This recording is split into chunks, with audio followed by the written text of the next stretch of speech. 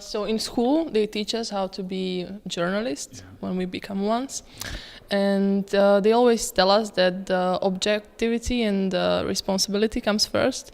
I would like to ask you if it's even possible to be detached from everything when you are working as a photographer in the and then you work. So, well, I mean, I didn't study journalism or photography, and I started my work by thinking, you've got to be objective.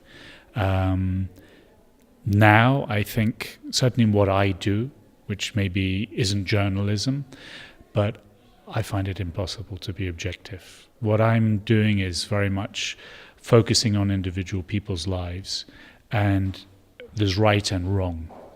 And for me, I can't be objective because I simply see it not as black and white. Everything's shades, as it were, of grey. But I think one needs to be fair.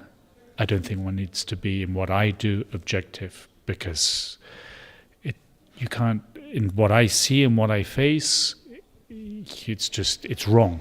It shouldn't happen. There's something very much that relates to justice.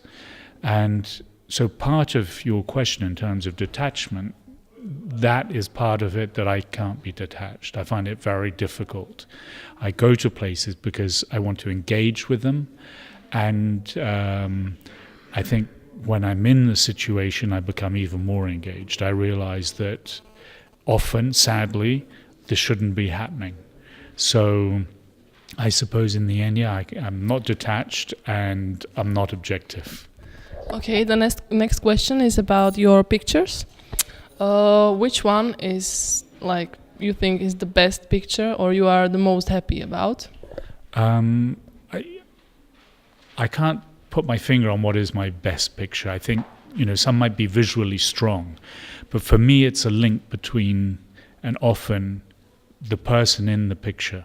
It's a situation or someone that I feel close to, or in a sense sort of feel compassion, not pejoratively, not in a negative way, but that I can find some association. So for me, I think I don't like to say visually, which for me is the strongest, because I don't have a particular favorite. And I think obviously I want to have strong images that are composed properly, so framed properly.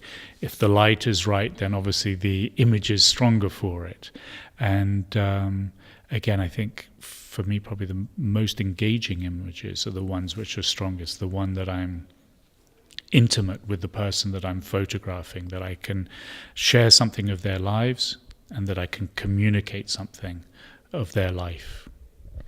Is there maybe any picture that you are sorry that you took, or that you are sorry that you published, maybe? When I started, there were images I didn't take because I thought it was wrong to take them. For many different reasons, not because it was an unhappy picture or difficult picture, but maybe there were political thoughts that, this was inappropriate. I think now I feel that, I'm a professional, my job is to take the images. If I don't want it published, then that's something different. I don't think there's anything I regret publishing as a particular image. There are many images I haven't published now because I took those images and I don't think they shouldn't be shared yet. They're not, the time hasn't come. But I think it's important to take the images. Thank you.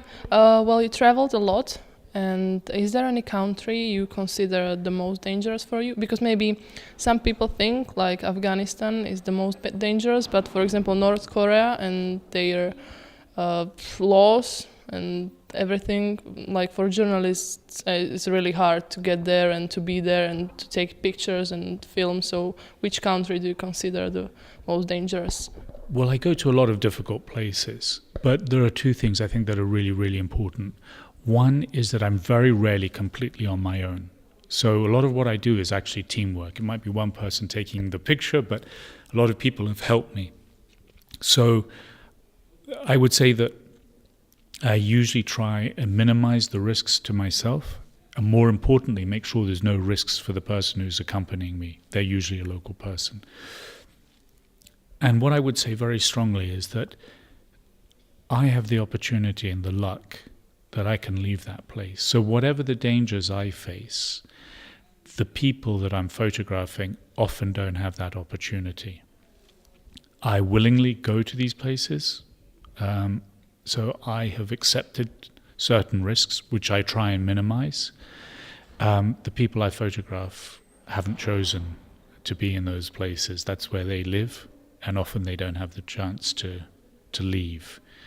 So I would say that I would rather not dwell on the risks. I don't think it's something that is important or relevant to the work. I'm not reckless. I have a large family. It would be disastrous and terrible for them if something happened to me. But sadly, I visit so many people who don't have the possibility to reduce the risks to their lives when those risks shouldn't exist at all. Mm-hmm. So which images are you the most happy about? Well, it's quite important to me that I'm not usually happy about my images, because I always think I could have done better. I didn't take this photograph. And I think that's quite important, that not to sit back and think, I've got a good set of images.